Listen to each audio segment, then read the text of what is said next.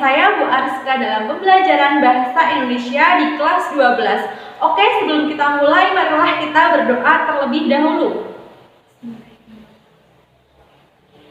Oke, sebelum memulai pembelajaran, marilah kita menyimak tentang apresiasi budaya Jawa, yaitu tentang tembang-tembang Jawa. Kita simak bersama ya.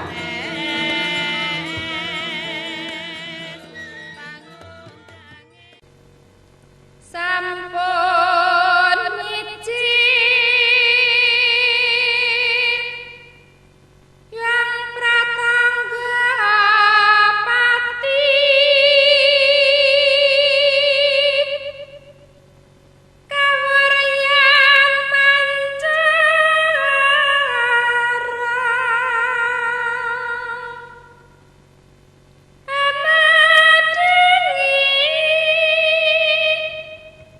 jagat saisine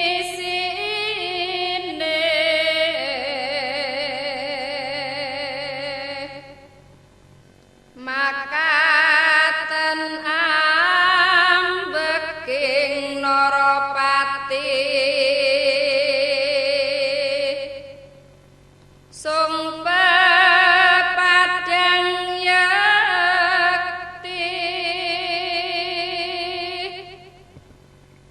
mring titah sadarung.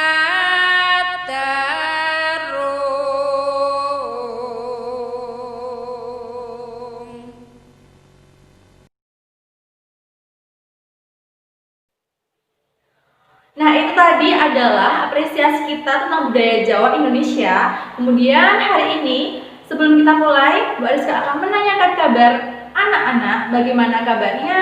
Kemudian jangan lupa selalu mencuci tangan, menggunakan masker, dan juga selalu jaga jarak. Jangan lupa makan makanan yang sehat dan bergizi agar kesehatan kita bisa terjaga. Oke, kita mulai saja tentang pembelajaran pada siang hari ini, yaitu teks iklan. Mari kita simak bersama.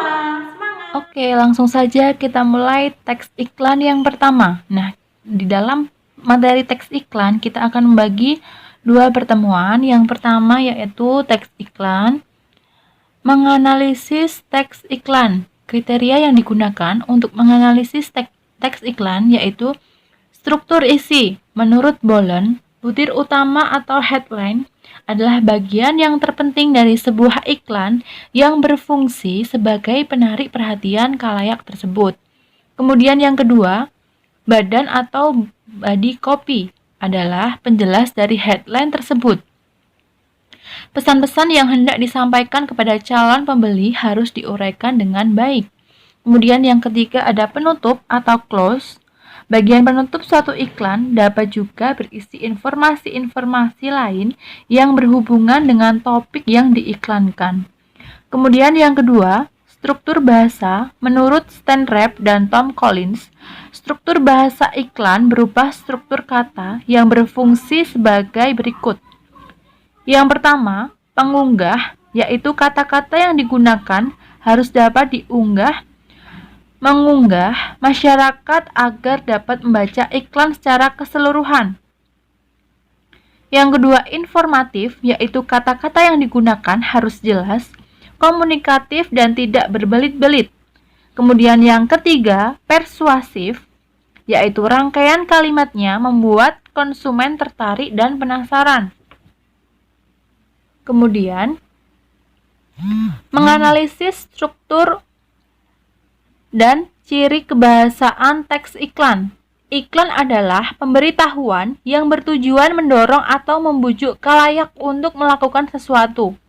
Iklan pada umumnya menawarkan barang atau jasa.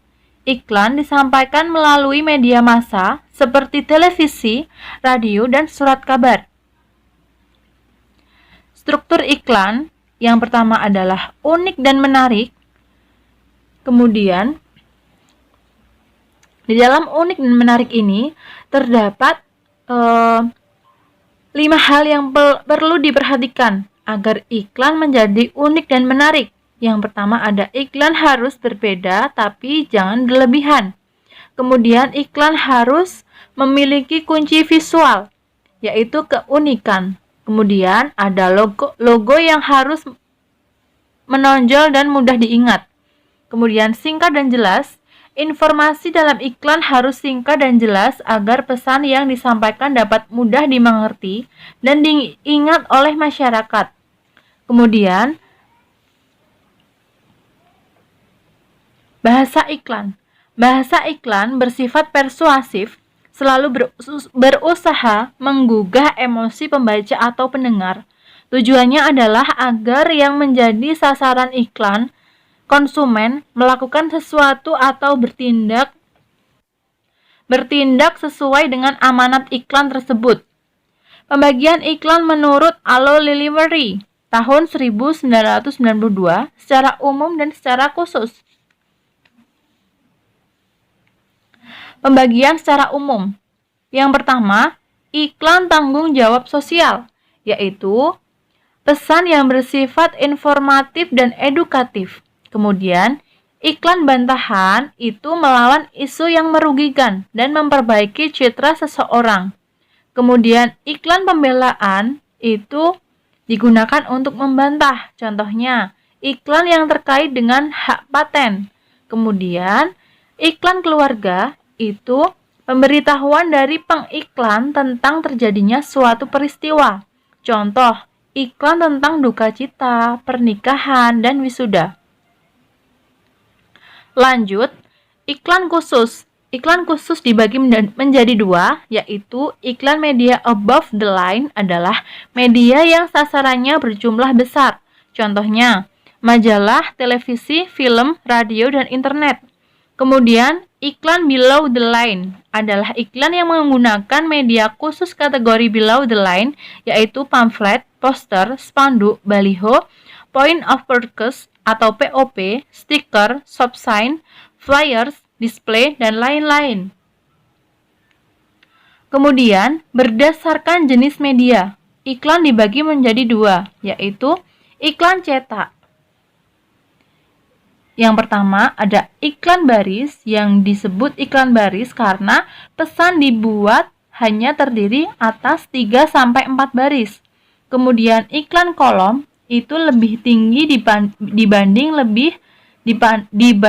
iklan baris. Kemudian iklan kolom, kemudian iklan advertorial, kemudian iklan display. Nah, iklan display itu memperlihatkan ilustrasi berupa gambar, baik foto maupun grafis. Kemudian yang kedua, ada iklan elektronik yang terdiri dari iklan radio dan iklan televisi. Kemudian, kita lanjutkan, berdasarkan tujuannya, iklan dibagi menjadi dua, yaitu iklan komersial yang bertujuan mendapatkan keuntungan ekonomi. Kemudian, iklan non-komersial yaitu bertujuan menyampaikan informasi, mempersuasi, atau membidik khalayak dengan tujuan akhir bukan keuntungan ekonomi, melainkan keuntungan sosial. Lanjut, berdasarkan isi pesan ada dibagi menjadi 6, yaitu iklan politik adalah periklanan citra atau jati diri yang diarahkan untuk membangun reputasi seseorang pejabat publik atau politisi.